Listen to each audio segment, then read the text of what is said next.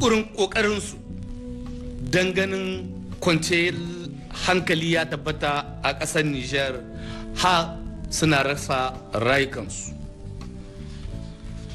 Duk da wannan ƙoƙari da suke badawa, ana ganin cewa har yanzu kwanciyar hankali bai tabbata ba, tunda cikin an kwanukan ga ana samun wasu wurare na ƙasar Nijar, musamman wajen Difa, Maradi, Tilaberi da Tawa, inda mutane ba su kwana su tashi cikin kwanciyar hankali,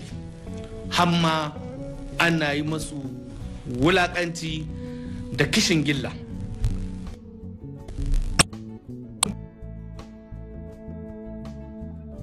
Ga fara tambayar kanmu, wai su waɗannan jami'an tsaro na ƙasashen duniya da suke nan Nijar, waɗanda ake ƙoƙarin ganin cewa taku bakwai da Barkan sun baro Mali sun zo Nijar, menene fa'idar wannan abin? In ha suna nan kuma kwanciyar hankalin bai samu, menene fa'idar shi? In muka jaddada cewa babbar ƙungiyar kwadagonmu 1 ga watan Mayu na shekara 2021 ta miƙa koke-kokenta ga gwamnati, sai muka ga a yau ya kamata mu sanar da 'yan ƙasa da mutanen duniya gaba ɗaya cewa ƙungiyar kwadago ta CDTN tana bisa kan bakanta, wanda ta bayyanar da shi ran 1 ga watan Disamba na shekara 2021 shine cewa waɗannan sojawa na ƙasashen waje wanda suke cikin ƙasanmu a sake bayyana ma 'yan ƙasa menene aikinsu, menene zamansu, kuma mi suka zo yi, shine a'ala a idanunmu. Muna tsammani zance na zaman lahiya da kwanciyar hankali abu ne wanda ya kamata a kirawo 'yan ƙasa gaba ɗaya,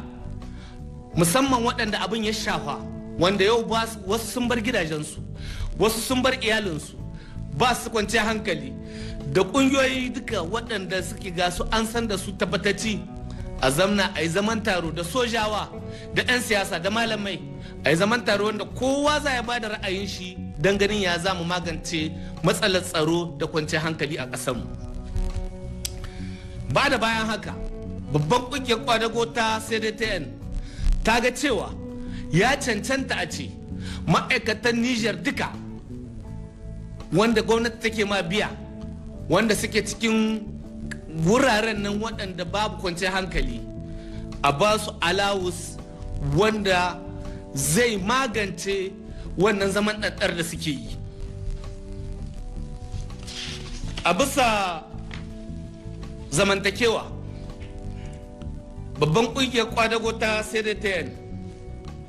ta lura da cewa yau komi ya yi tsada. Shinkawa kake so, hatsi kake so, dawa kake so, mai kake so, da kayan alatu da kayan da ake ci duk sun yi tsada. Wannan tsadar rayuwai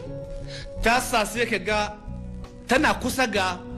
ragewa biyan albashin ma'aikaci, saboda in aka biya kakin waɗannan abubuwan kake saye, kuma yau albashin ka bai isa ka ishe su, bai isa ka saye su. Saboda haka babbar ƙungiyar kwadago ta CDTN take tambayar gwamnati ya ɗauki matakai a gaugawa wanda suke mafi a'ala, don saboda ganin cewa wannan tsadar rayuwar ya yi sauƙi ga jama'ar Nijar gaba ɗaya, sannan ya zama abu mai sauƙi ga ma'aikata. Daga ƙarshe, babbar ƙungiyar kwadago ta CDTN tana kira da babban murya ga ƙungiyoyin siyasa, ga gwamnati, ga 'yan adawa, ga ƙungiyoyin musulunci, da ƙungiyoyin addinai daban-daban, da ƙungiyoyi na farar hula, da ƙungiyoyi wanda suke tsare, da su zo mu zamana, mu yi zama wanda za mu ganin yaya ne za mu hidda ƙasanmu daga cikin matsalar da take ciki.